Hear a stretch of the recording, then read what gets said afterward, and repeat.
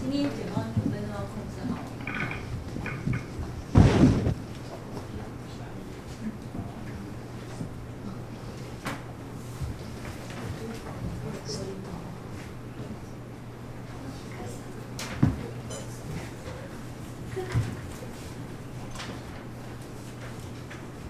开始吗？可以哦，好，各位评审大家好。然后现在我们来介绍我们音乐盒行销企划书。好，这个是我们目次的部分。那第一个就是企划缘由及目的。好，我们的企划缘由呢，最主要是因应现代少子化的影响，还有目前音乐类型的玩具比较少。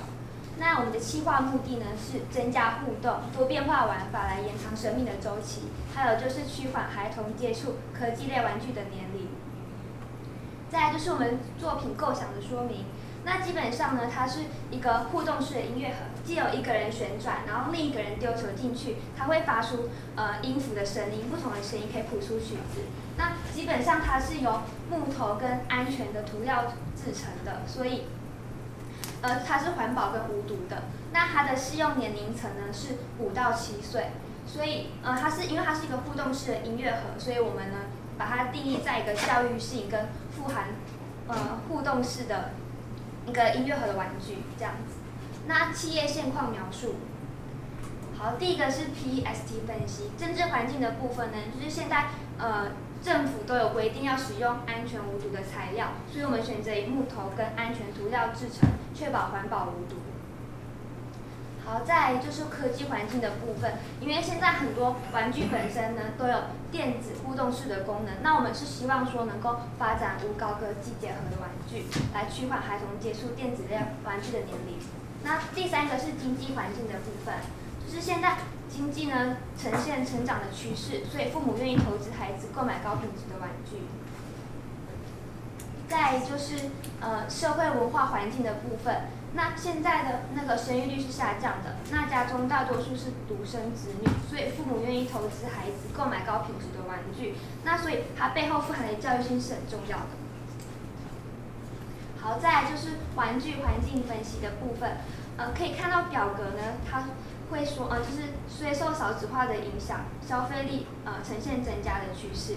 那还有就是目前音乐类型的玩具是偏少的，那所以就是相对它来说，它的潜在市场是比较大的。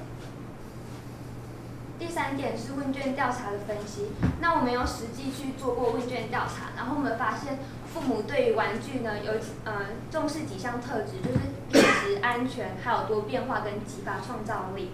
那第4点是消费者分析。我们分析过后呢，我们想要打造玩具的品牌故事，然后是以益智跟互动作为主轴的。接下来是竞争者分析。那我们有分析2间大型的音乐厂商，然后我们分析的结果是希望借由社群媒体来发布最新的产品，然后寻找时下流行的电视剧、电影来行销，增加曝光的机会。好，接下来是 STP 的分析。我们的市场区隔呢是在于，我们是不同于市面上音乐类型的玩具，然后我们是以音乐盒的形态。那我们的市场目标呢是愿意投入大量资金在孩子身上的父母。我们的市场定位呢是互动式音乐盒，然后来增加互动跟帮助孩童学习色彩跟音乐。好，这是我们 SWOT 分析。那我们的优势呢，最主要是在于增加亲子之间的互动，还有就是能够强调就是培养孩童学习音乐跟美术。那我们的机会呢，就是在于就是我们特殊吸引的玩法有机会立足于国外的市场，还有就是借由发展周边系列的音乐盒来增加玩具的搭配性，然后提高销售量。那我们的劣势可能就在于单位家庭购买的数量会比较少。我们的威胁呢，就是音乐类型玩具市场内部的竞争，还有就是现在的电子类的玩具。那接下来是行销策略的部分，我们总共有3个方案。那第一个方案是转转彩虹音乐盒，那右边是模拟的情境图。那这个玩乐的方式跟我们产品玩乐的方式是一样的。那我们会放置放大版音乐盒在广场，然后供民众玩乐，然后借由闯关来发放免费的音乐盒、折价券及解音乐图。那我们会在台湾北中南东各区各市场进行这个活动。那第地点是在百货公司的儿童玩具贩售区。那我们时间是每场各1个礼拜，每天下午4到7点开始。那我们的目的是希望能提升我们品牌的印象。那关于方案1的可行性分析，我们需要与台湾各地百货公司分区的进行。那我们也需要寻找特定百货公司进行合作，使他们成为我们指标性的客户，并借此建立良好口碑。之后我们有更多机会跟其他百货公司进行合作。那我们也需要有百货公司内部的行销管道进行规划跟宣传。那接下来是方案2，全球儿童音乐和彩绘比赛。那这是全球性的比赛，我们总共有分3个组别。那幼幼组的部分是因为我们产品所设定的年龄层是跟幼幼组是一样的。那至于有多低年级组比高年级组的，是因为我们希望能够扩展使用者及消费群。那我们会提供音乐盒版型来进行，来让参赛者进行彩绘发想。那至于奖励内容比较特别，是第1名会获得客制化的音乐盒。那至于评选方式，总共分为2阶段。那比较重要的是第2阶段，我们会选出13件作品来公布在粉丝专页上，然后依据网络的获赞票数来决定最终的结果。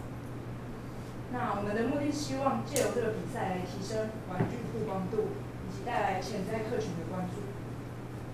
那接下来是这个可行性的分析。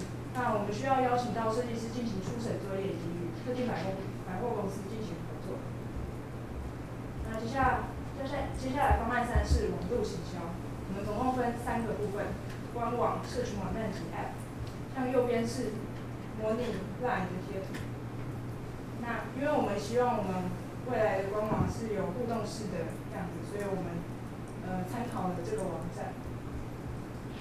那关于详细的部分，首先官网除了有提供一些资讯及服务之外，我们还会定期举办2个网络上的比赛，像是亲子演说大赛以及乐谱创作大赛。那这2个比赛的共通性都是由网络评比来决定胜负。那至于社群网站跟 App， 则是会及时传递最新的资讯。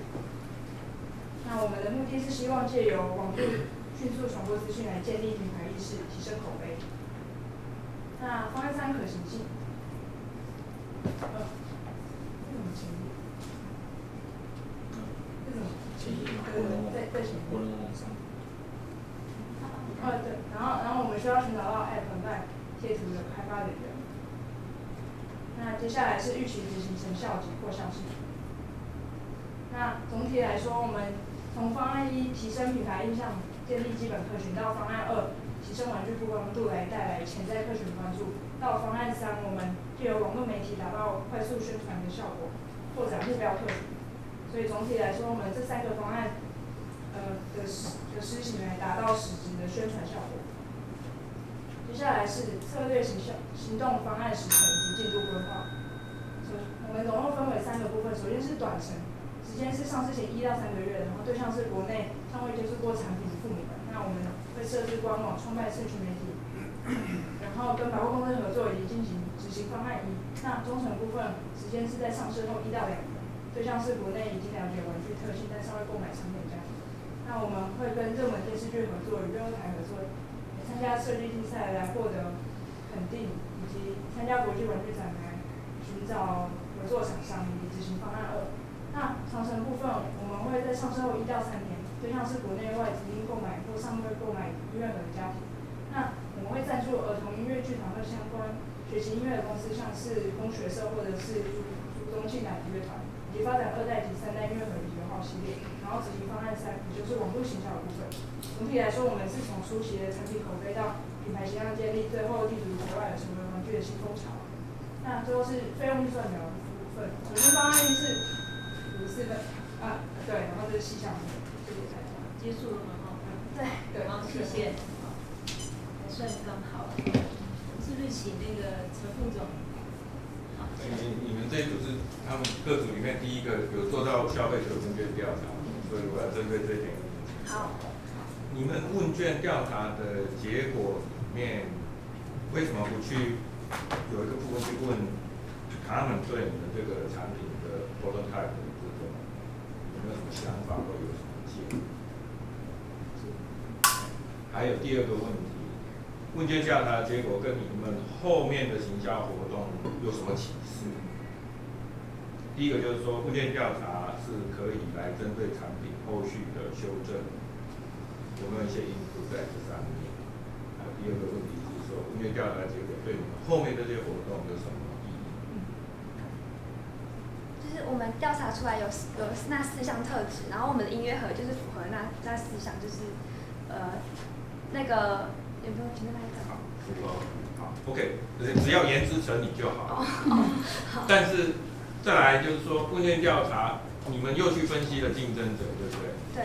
那有没有去比较竞争者跟你们的产品在消费者眼中有什么差异性？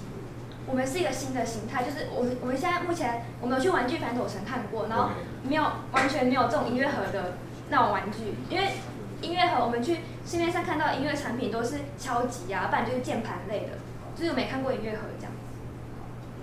可以，言之成理。重要是你们要有自己的想法。好，那个蔡委员。整个分析我觉得很清楚啊，那我特别也欣赏那个可行性的分析，去思考这个事情。那当然倒过来，如果是从问题的角度，它是一个音乐型的产品，虽然你们规划了这个3个这个不同的方案，那这个音乐这件事情怎么样被有效的传达？